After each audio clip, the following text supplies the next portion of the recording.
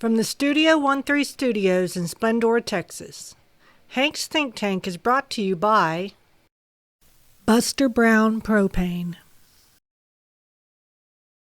Quiet on set. Picture is up. All right, roll sound. Rolling. Roll cameras. Cam's rolling. And 3, 2. Y'all ready? Think so. Let's go. You're getting 5, 4, 3. We ain't playing that game again, huh? Come on, man. Come on. You don't say the last 2 seconds because then people hear it, and that's unprofessional. We're professionals here. Gotcha. Okay. 5, 4, 3, 2, 1. Damn it. Hey, everybody. What's going on? And welcome to Hank's Think Tank. Today's Saturday, isn't it? Yes, it is. Saturday morning. And so the podcast bucket's kind of full. We've been doing some good shows, kind of back-to-back stuff, and I'm liking it. If I could come in here every day, it'd be a great day. Got Mark Hogan on my left. Howdy, everybody. Now, he missed yesterday, and you want to know why? It's because that shitty car of his broke down again. You wish you had a car like that, and you're lucky that I even let you ride in that car. 2013 Dodge Challenger Midnight Black Hemi 5.7. All right. It's a good car. Red line package, leather seats. Yeah, it does have leather seats. Mm-hmm. I do like that. Except for when you put the brakes on, I tend to slide forward a Slide little down bit. the floorboard. Right. Yeah. Well, you're too small to fit in the seatbelt like you're supposed to. Yeah, that's it. We'll get you a chair. There you go. All right. Today, Kenton Ford, once again in the bucket, and I'm glad to have him aboard. We're going to talk about this race that's starting to heat up for Montgomery County Sheriff.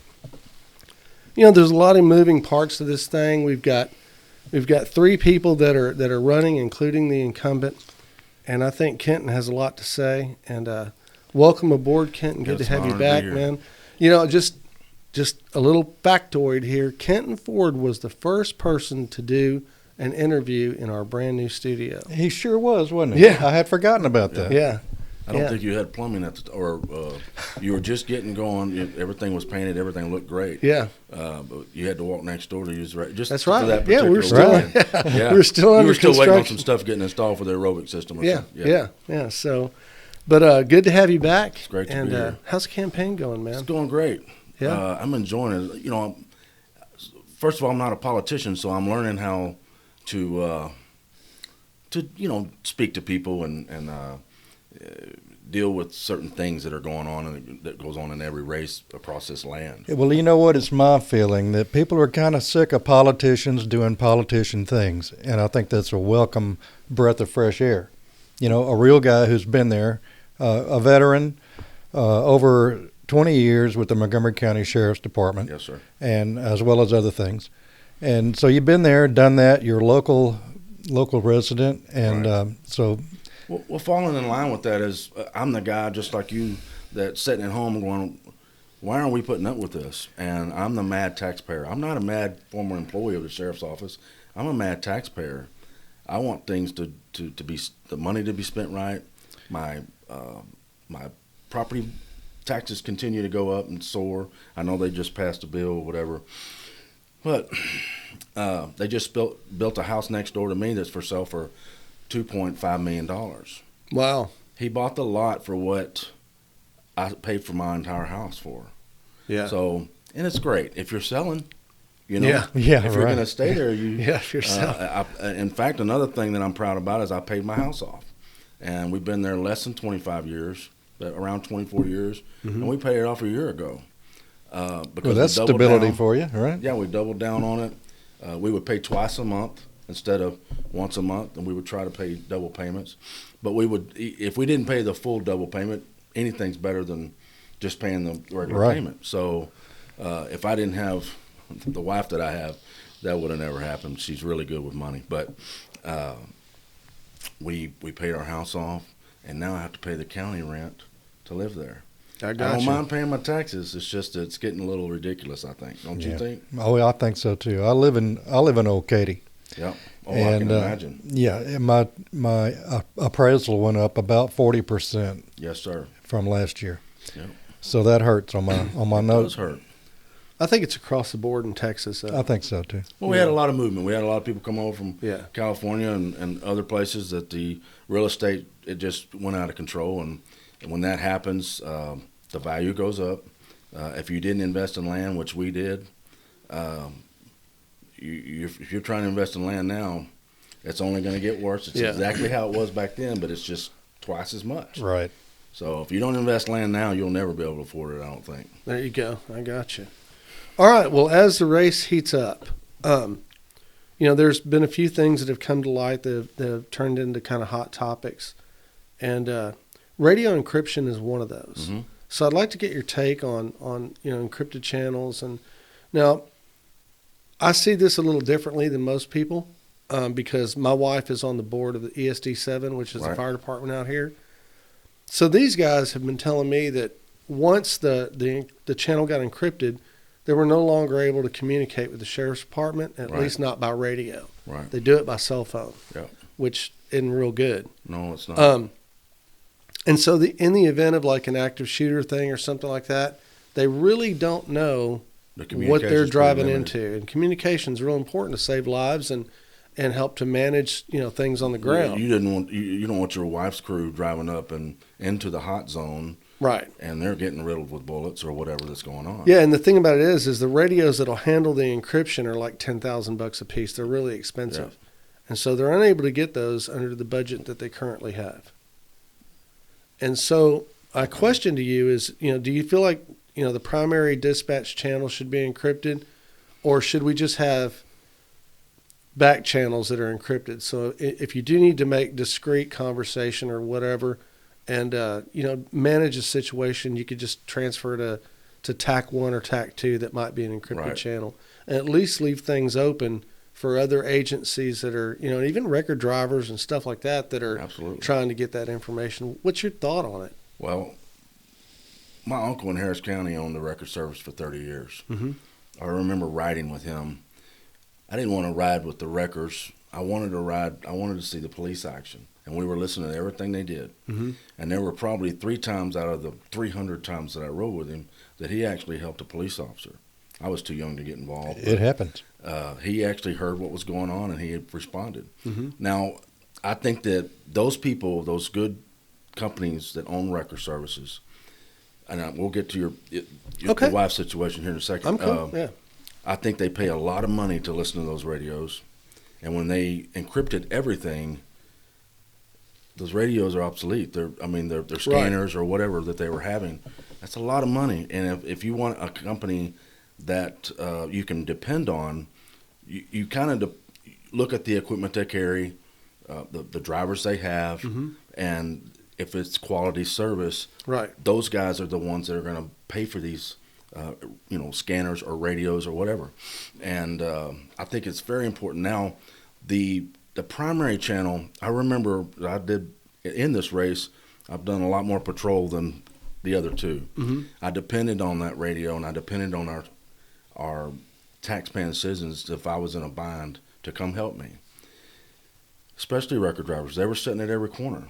Right. And you don't care what color the boots are.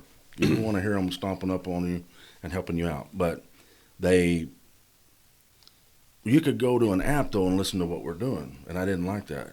Mm-hmm. Because I think, and they did listen to us. Every time we caught well-organized burglars, they were listening to us. Mm-hmm. So I do think that the primary should be encrypted. But I think that the fire departments, EMS, anything, and I don't understand why they don't have radios, and we'll get to that in a minute, because Montgomery County was given a huge grant and a lot of radios to cover that. I don't know what to tell you. They didn't make it to ESD7. Well, so, at least not to my knowledge, and this is. Well, the only reason why I know that is because I know. He's not only do I know him, he is my brother-in-law, mm-hmm. who is a fire chief in this county. Mm-hmm. And he never got his radios. Mm-hmm. And so they're having to budget for it. Yeah. And he just quit fighting for them, even though the government gave them to us. Wow. So, not accusing anything of anybody, but they didn't get there. So you think the dispatch channel should be I think the primary should be encrypted, and even in the back channels. I think that we should all, as EMS, we should have EMS 1 through 2, 3, 4, that we can all go to, or a multitask or a multi-agency channel to where we all go to it during a situation such as an active shooter. Okay. So I think, but the record drivers, I think the record services who are given a code that are able to listen to our radios should listen to it. And it's not only for towing a car, it's for the officer's safety. And when you've been gone from the streets for so long, you haven't heard a bullet whiz by your head, or you haven't had your ass kicked in a long time, or you haven't heard a car screeching because he's about to rear end you, you forget about that. Those record drivers need to hear things. And the rotation thing that they're doing now, we can get to that maybe one day, but those guys they're just sitting there in the dark. They could be 2 blocks over from a stolen vehicle that just left a restaurant, or they'll drive right by. And you know why they don't care? Because they can't hear. And if whoever doesn't care, they don't care. They truly do care. They can't get involved because they don't know what's going on. My uncle made good money being a record service because he had a good record service. He provided a great service, but he also had a great relationship with law enforcement. And that's the thing that has muted and dehumanized the relationship between us and the fire departments, us and EMS, us and the record drivers. We can't even talk to each other. They can't hear us. Yeah, it's I don't know. It kind of you have to throws look me at a little phone, bit. or you have to look in an app to see if you're up as a record driver, or your wife is the crew that they're running over there. They're driving towards a situation. They have no clue what's going on. All they know is that there's a guy carrying around a high-powered rifle shooting people. Where do they go? Yeah. Other than the address itself, how do they approach? It doesn't matter till it matters. It doesn't matter when the stuff hits the fan, communication is key. Yeah. That's right. And you take Uvalde, for instance. It's such a sad thing where no one was making a decision. And the radio is going 100 miles an hour. And I know we're kind of getting off on a rabbit hole here, but there was communication problems there. And when we're talking about communication, it also means, can the guy on the scene make a decision? And that was a horrible situation. The communication was horrible. So anyway, go ahead. Okay. I think we should have one channel where the record drivers can hear us, or they can listen to our primary with a code, with some type of. You can shut it off at dispatch. Right. They're just control if anyway. one gets stolen out of a record service or a record truck, the record service reports it stolen, and the sheriff's office turns it off. They can't hear us anymore. Yeah. So that's the way I think we need to go. I think we need to go encryption, but certain people that pay to have good equipment and they're a great company and they're doing a good job, they get to listen to us because they're not out there doing bad things. Right.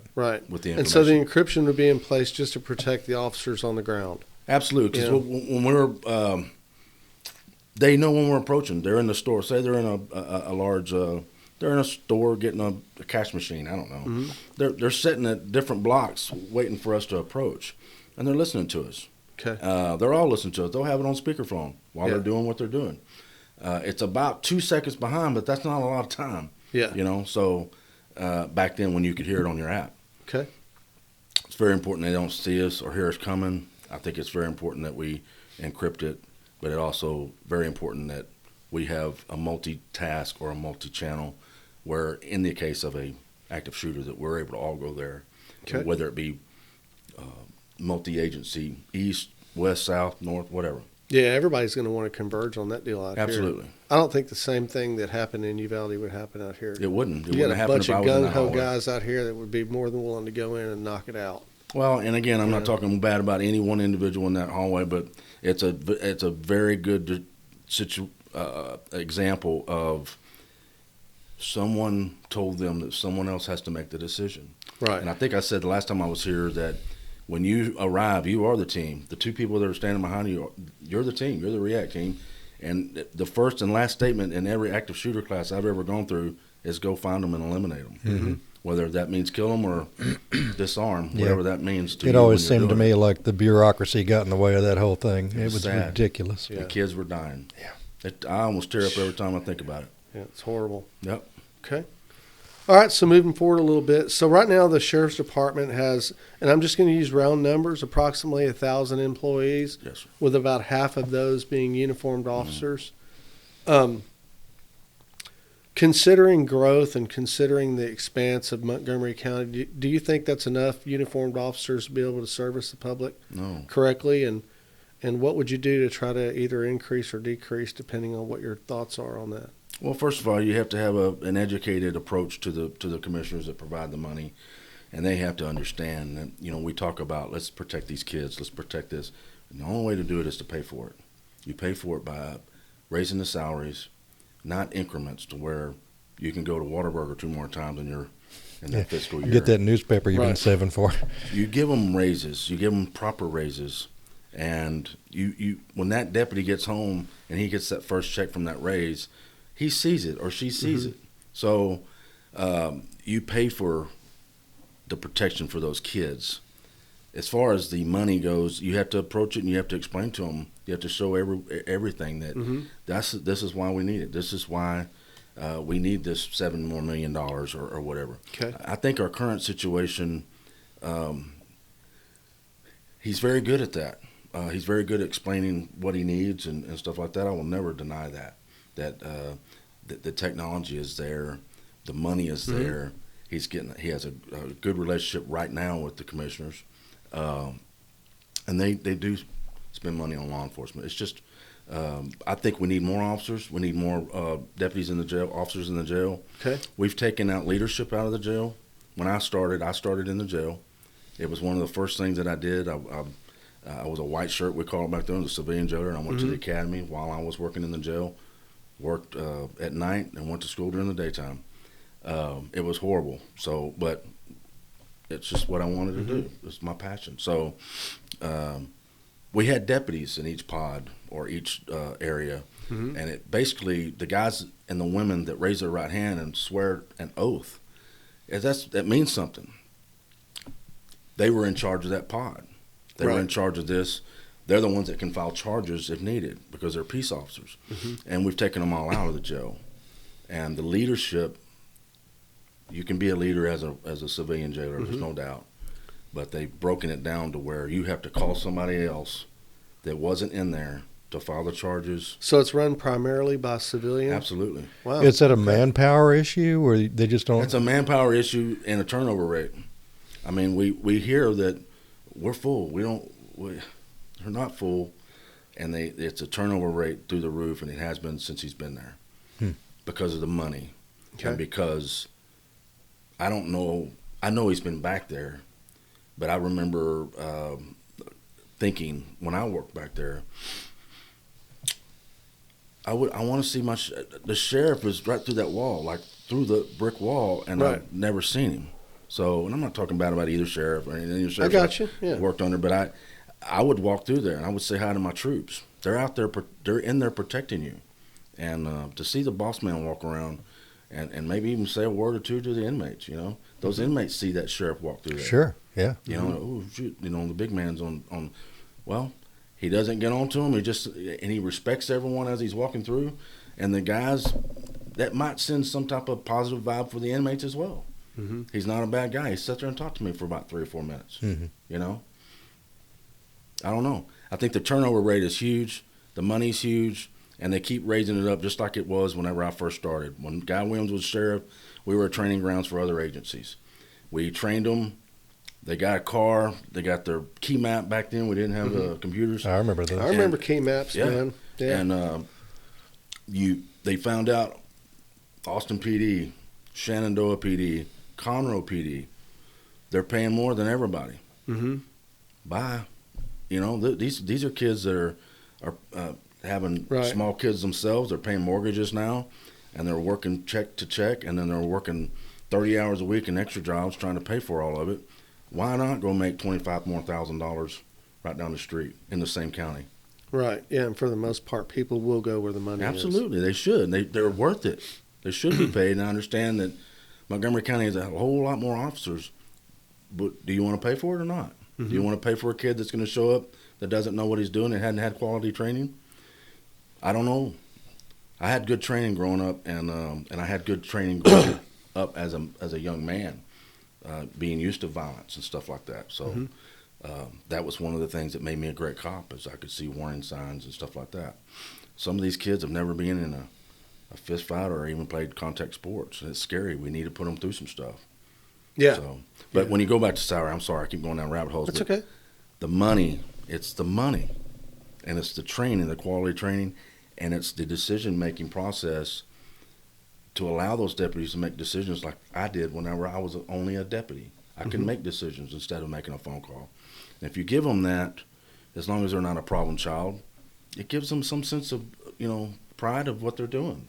They don't have to ask questions every time. They'll get some ownership in what's going on. Right. As long as they've been there long enough to be vetted as having a level head, which, experience will. And you make future happen. leaders that way. Mm-hmm. Put them out there. Let them make, not screw up to the point where it harms the agency, but let them make a mistake or two and learn from it, which we all do. And sure. But let them continue to make decisions, because you're not gonna produce any leaders by having to make a phone call every time you make a decision. Yeah, I got you. So yeah, people need to think for themselves. Yeah, and be Johnny on the spot. Yeah, I'm good there. Okay, so right now I think that we have a zero-based budget that's implemented at the. Yep. Would you go with the same type Absolutely. of budget? Yeah, zero-based. Yes, Okay. I think that they, used to, they would just add a few dollars here and there and say, hey, we need 20 officers or 30 officers, and they would give us 5. And it was almost like the sheriff at the steakhouse would wave at the commissioners. They all knew what was going to go on in the room. I'm going to ask for this. The deals were already made. They were already made, and it's just politics. But at the same time, when you're talking about law enforcement, it shouldn't be. Right. It should be quality training, quality people, quality money. But the zero base is a great idea, and I know Rand does that, and he's very good at It's a big budget. Absolutely, Yeah, it's huge. It's huge. A lot of money, and the taxpayers pay it all. And we need to say we've done this with that, we've done this with that. Now we're getting raises, cost of living raises. That should have been there a long time ago. They're not truly raises; they're actually raises that are getting close to where they should have been. Maybe they're really not even close. Really, they should be getting paid $10,000 more in each increment. If you want to satisfy me, because they're worth it. Okay.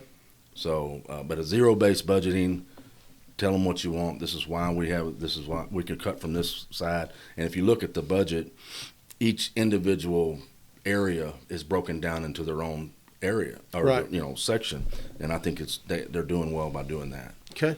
So if you East County is called East Precinct or whatever, they have it all broken down in that. They have their budget. West County's got their budget. It's pretty good the way they broke it down that way. Okay, makes sense. Yeah.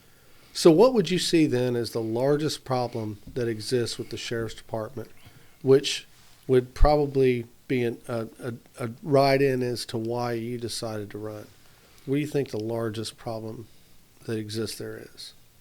Well, the reason why I'm running doesn't have a lot to do. Well, it has something to do with the biggest problems. The biggest problems, and some of the reasons that I'm running is what's going on across this nation. I'm a fed up taxpayer. Okay. So when you're talking about the sheriff's office here at home, you're dealing with migrants or immigrants that come in. And the numbers, we truly don't know. We really don't. They're not talking to the people that come around with a clipboard and say, how many people are in your house? Right. So I think we're probably around, 800,000, 850,000 now in the county. I think we're over 1 million based on, we're certainly well over 1 million on each given day when people come into work. I know we're at like 800,000. That's on just voters. Right. So I mean, we're well over 1 million. Yeah, we're probably well over. So, 1 million and when we do get to people. that million mark, it is a different scale on what we're going to have to do with the sheriff's office for civil service and all that stuff. Right. So, but the people that are undocumented or the people we don't know that's here until it's a bad time, where they're either breaking the law or they die in a car wreck. We don't even know who they are. But we pay for that, and we. When it comes to, we were at this function the other night where they were speaking about they have no family. Who pays for that if someone passes? And right, We do. We pay for it. What do you do about it? I have no clue. If there's no federal law or state law that allows us to do our job, our hands are tied. But we can. There's more than one way to skin a cat. You can go through this neighborhood that we're speaking about. It's in Liberty County, but we can dual badge. We can go up there. We're state peace officers. If that county needs help cleaning that place up, because it's trickling into Montgomery County every day. They just go home at night, or they come out at night. Yeah. Either way. Well, here in Splendora, we just about border Liberty County, so we're close. So if that sheriff needs assistance, and if he's someone that will work with us, I'll say, hey man, let's work an operation where we're going there and clean things up. How do you arrest them? I don't know. Everyone, if they're doing something wrong on a state level, we can arrest them for it. And we just put the heat on them. We go to hot spots, and that would be a hot spot in Liberty County for sure. So there aren't any state or federal laws on the books that would allow you to apprehend these people if they're not committing a crime just based on the fact that they're here illegally? No. Wow. Okay. They've certainly, that I know of. If there's something that you know of, let me know. But I don't. Yeah. There is, because it is a federal level, they have, now if it's on the border, I think we've deemed it to be a trespassing situation, or the governor has basically said, you're not coming in here. But he's been fighting it back and forth. Well, it says a lot when the federal government is fighting to, sort all this out. Well, we found the other night that they were paying ranchers to allow these people to freely pass through their county, the federal government. Yeah, right. Among other things, flying them all over the country in secret, dead of night kind of thing. What's the answer? It's not that difficult. Just like law enforcement here at home. Some people break it down and they put it in all different categories. It's not that difficult.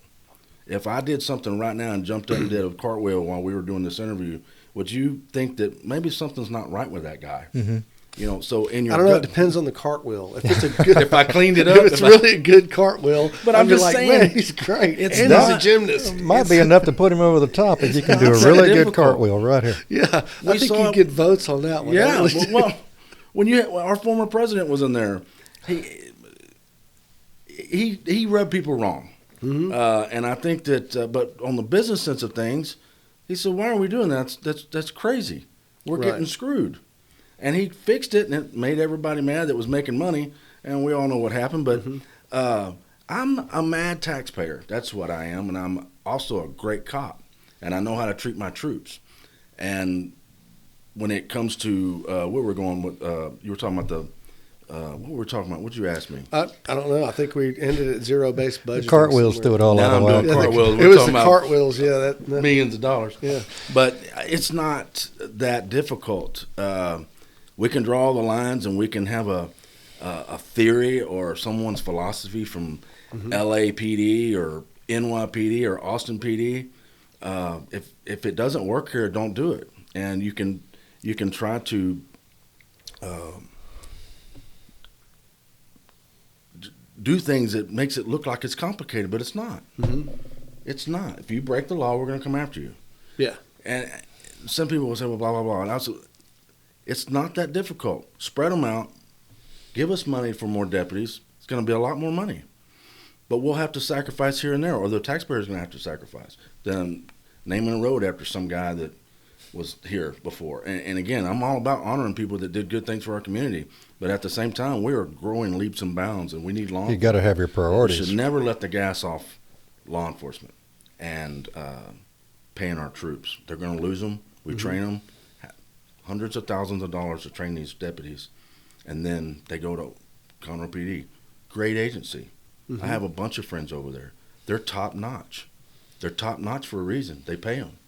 Right. And they come from all over the state. They come from all over the county, well, from other agencies. The fact is, competition exists, and people will do what's right for their household. And if they can't get it here or not quite enough, then they're going to go somewhere else. Right. I spoke to Conroe PD not too long ago, their association, and the relationship has never been great because we're the biggest. Well, I say we because I was at the sheriff's office. We were the biggest large agency in the county.